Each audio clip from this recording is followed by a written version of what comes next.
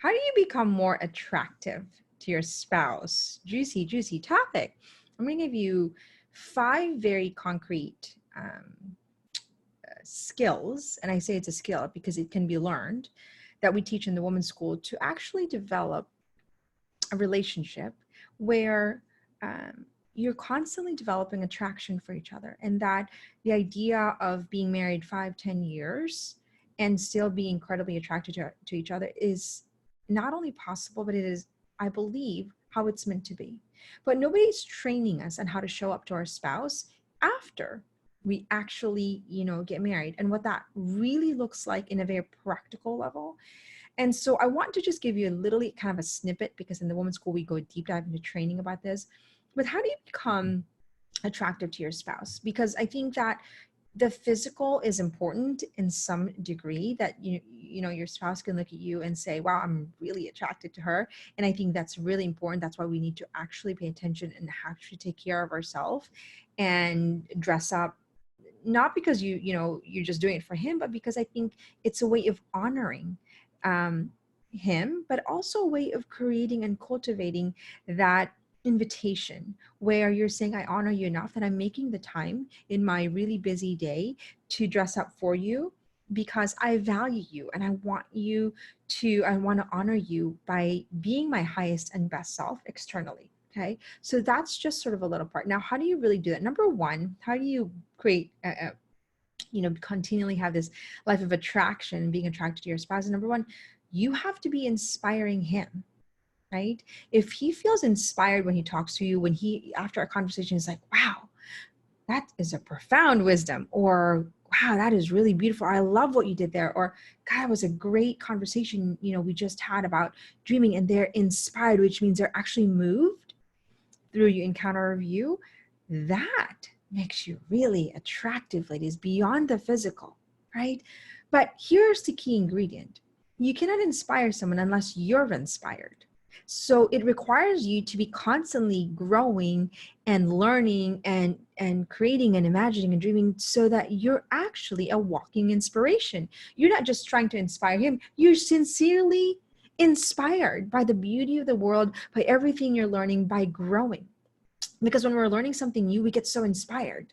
And so by default, when you're intentionally training and growing and learning new idea and novel things, you actually are truly inspired. So you walk in a conversation, and as a byproduct, he's just inspired by the things that are actually he's experiencing through you, and the wisdom that's coming out of you, and the wonder, right? So that's number one. Number two, I think when you are able to help him become his higher and best self, and which I believe it's an art, and it's a compounding skill set to hold our spouse, our boyfriends, that special man in our life, to a level of accountability that doesn't nag but invites, right? Where we're saying, I would always used to tell Ryan, if I don't challenge you to become a higher version of you and don't address this, and I'm going to rob you of the man you're truly trying to become. It requires a lot of scripts. It requires a lot of intentionality. You need to know what to say, but then how to say it. 7% words, 38% tonality, 55% body language. These are compounding skill set. But if you understand that actually accountability, invitation, timing, strategy is necessary for us to be able to create that relationship where there's an attraction, because, a man wants to be with a woman who makes them better. Hands down. It doesn't matter even if you're, you've got all the ensembles externally and you look so good, but if you're not actually inspiring or inviting them to want to be better, they kind of get bored. So the actual act of you inspiring them to be better not only helps them, but it helps your relationship. So we must know how to do that quite intentionally, strategically, with a level of mastery of skill set along the way. So women like, how do I do that? Well, you need to know little skills, timing, scripts. You need to know how to study them. You need to know study your tonality, all these compounding skills that we teach in the women's school. Number three, discipline is inspiring. When you are a woman of commitment and you honor your word and you honor the disciplines, and you get up and you make your bed and you take care of yourself, and you're orderly, and you are a woman of your word. All these many disciplines make you so respectable and attractive. You're like, oh, that's so inspiring. She's so disciplined. She commits herself to her word. She does it 100%. She makes things better. And it's an invitation to them to want to be better. So being a woman of discipline, which requires a lot of work, right, actually makes us more attractive. And, have you ever met, women who just like, they get up early in the morning, they study, they work out, they eat healthy, and they're constantly studying and they're constantly learning. And it's like, wow, they're just so disciplined. And you kind of want to be around them. I remember that. I remember meeting this girl, Lori, in high school. And I'm like, gosh, I just want to be her, but I have no idea how to be her. But she's so disciplined. She's so organized. She's kind. And all these things that I never thought I could be until somebody showed me how and somebody trained me. And so discipline makes a woman extremely inviting. Number 4, nurturing. What does it mean to nurture? It means that you're actually taking time to care for that person above and beyond. That you want them to grow. To nurture it's like to nurture a plant is that you're pruning them, right? Sounds like accountability, but you're watering them, sounds like a compliment. You're encouraging them, sounds like you're tilling the soil. It's strategically a combination. Because you can't just nurture somebody without holding them accountable. Accountability is an important skill set that actually helps people become better. Without accountability, we create monsters around us, but also within us. So to nurture them is to know, okay, what does he like to eat for lunch? But at the same time, here's a great, quote that I read that is inspiring, but also to say, no, I'm sorry, but that is not okay. A boundary is a form of nurturing, because to nurture them is to take care of them and help them develop to become that beautiful oak tree someday, right? So to nurture them is a compounding element of skill set where we're constantly paying attention to how they're growing, how we're growing, and the dynamic of saying, okay, what does he really need at this point right now? He doesn't need for me to ask him to, take the trash out. He actually just needs for me to listen to him because he's just had one of those days. It was a hard day at work. We need to know and study our man. We need to study ourselves. This is why we are constantly, becoming aware of how we're showing up so that we can be strategic about how to show up for other people, right?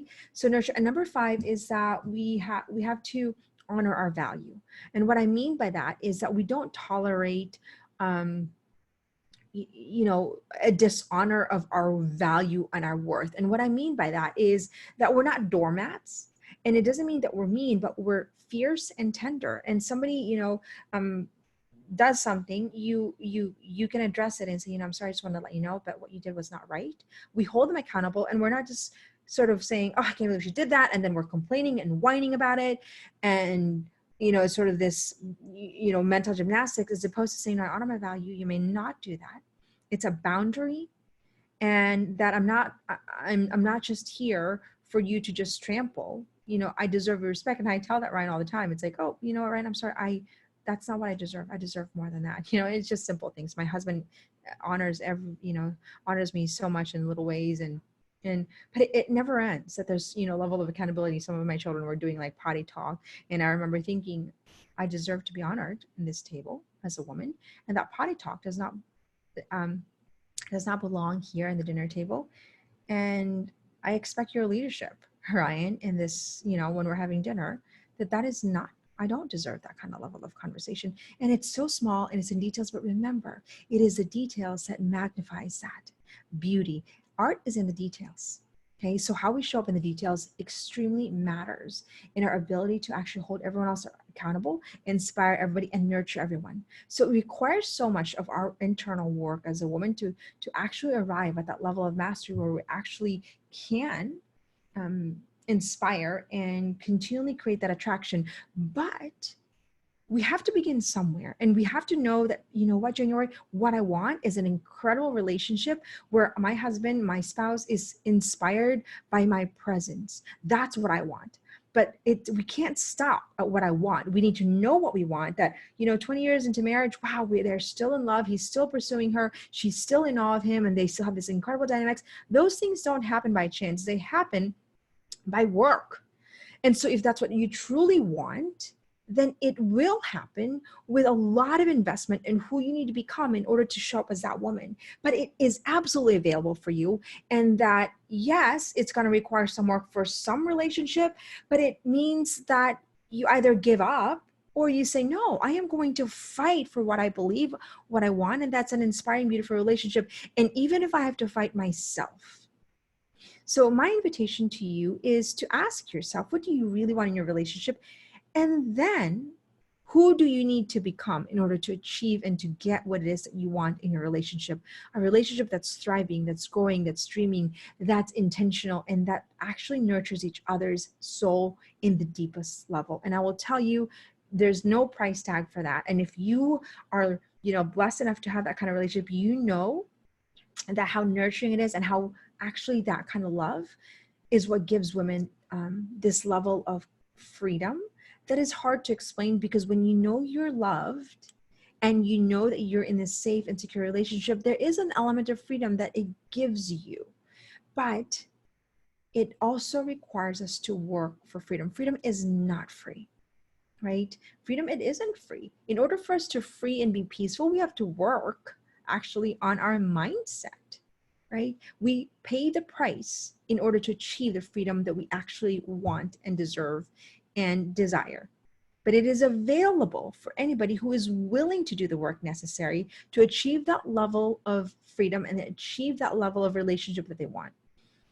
So the invitation that I have for you is that invest in your own growth, ladies, and you're going to be magically surprised on how beautiful of a life you can truly have when you're willing to do the work necessary to create a beautiful life. Because on the other side of a beautiful life, a beautiful relationship, a beautiful marriage, a beautiful family, is a woman hard at work on who she needs to become to inspire the world to be better around her.